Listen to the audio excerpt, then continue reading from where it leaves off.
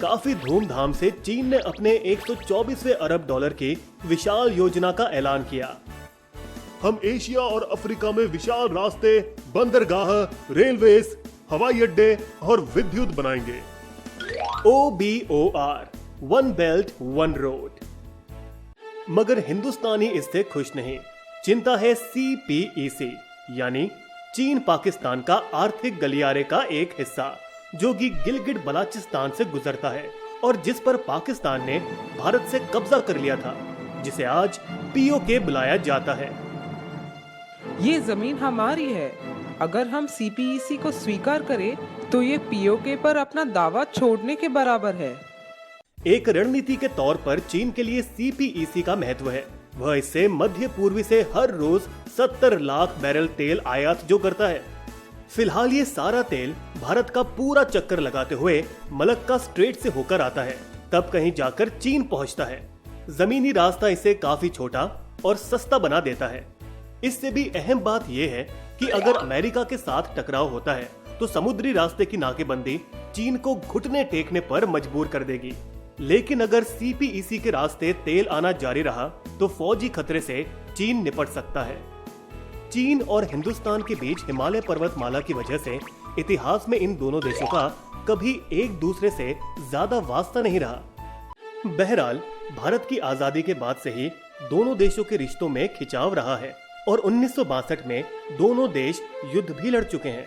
ये युद्ध अक्साई के लिए था, जो कि चीन के नियंत्रण में है और विवादित इलाके हैं, पर जिसे भारत लद्दाख का हिस्सा मानता है, और अरुणाचल प्रदेश, जिसे चीन मैकमाहोन की सीमा नहीं मानता, जहां अभी सितंबर 2016 में चीन की फौज पीपल्स आर्मी अरुणाचल के 45 किलोमीटर तक भीतर घुस आई थी। गौर किया जाए तो दोनों देशों का इतिहास काफी मिलता जुलता है। दोनों ही बड़ी पुरानी सभ्यताएं हैं। चीन के जिया राजवंश ने 270 से 1600 ईसा पूर्व तक 470 साल राज किया। भारत की मोहनजोदाड़ो सभ्यता भी एक सदी पहले 3000 से 26,000 ईसा पूर्व के आसपास तक मौजूद थी। लेकिन पिछले 200 सालों में दोनों ही विदेशी ताकतों की हुकूमत के गुलाम रहे।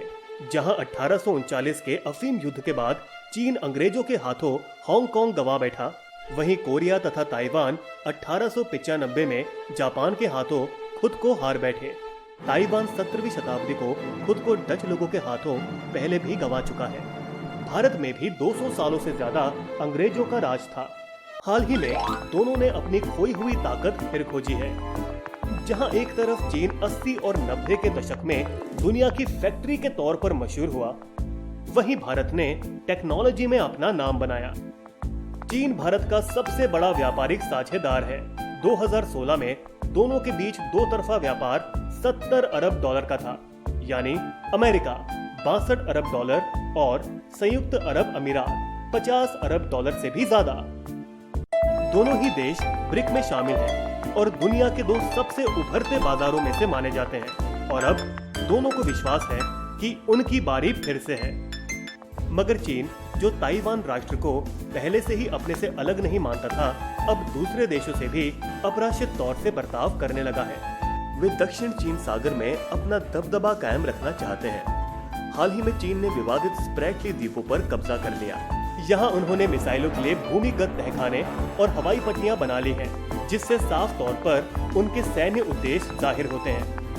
फिलीपींस ने विरोध करते हुए हग नीदरलैंड के अंतर्राष्ट्रीय न्यायालय का दरवाजा खटखटाया। हम फिलीपींस की बात से सहमत हैं। स्प्रैटली द्वीपों पर चीन का कोई अधिकार नहीं। मगर चीन ने फैसले को मानने से इनकार कर दिया।